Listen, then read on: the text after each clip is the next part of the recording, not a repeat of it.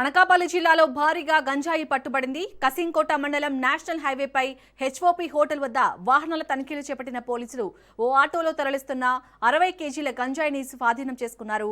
పట్టుబడిన గంజాయి విలువ సుమారు 30 లక్షలు ఉంటుందని డీఎస్పీ మోహన్ తెలిపారు. గంజాయి తరలింపుతో సంబంధం ఉన్న నలుగురిని పోలీసులు అదుపులోకి తీసుకున్నారు. వారి వద్ద నుంచి 2 బైక్లు, ఒక ఆటో, 4 మొబైల్ ఫోన్లను స్వాధీనం చేసుకున్నట్లు పోలీసులు వెల్లడించారు. గంజాయి ఎక్కడి నుంచి తీసుకొచ్చారు, ఎక్కడికి తరలిస్తున్నారు అనే అంశాలపై పోలీసులు దర్యాప్తు చేస్తున్నారు.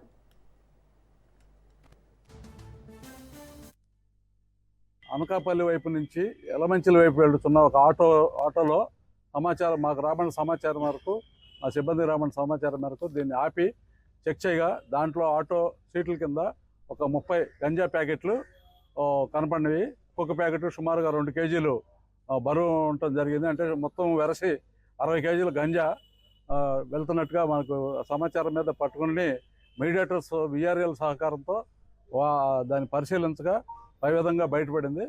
దీని తర్వాత ఫర్దర్ ఈ నిర్దిష్టమైన సమాచారం మేరకు మనం మా సిబ్బంది చేసిన కృషి మేరకు ఈ ఆటోకు ముందు వెళ్తున్న 2 బైకులు, అంటే పైలట్స్గా వ్యవహరిస్తున్న 2 బైకులు, అలా కారా కేసరి అండ్ గోబేరు వెంకట చైతన్య అనేవాళ్ళు మోటార్ సైకిల్ మీద ముందు లీడ్ చేశారు.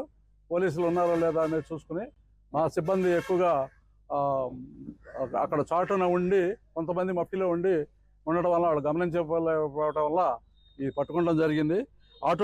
ఆటో తోలే అతను గాడి రత్నరాజు, అలాగే గొంత హేమాంశు శేఖర్, వీళ్ళు కూడా ఆటోలో ఉన్నారు. ఈ మొత్తం నలుగురిని కూడా మనం సిబ్బంది అదుపులోకి తీసుకుని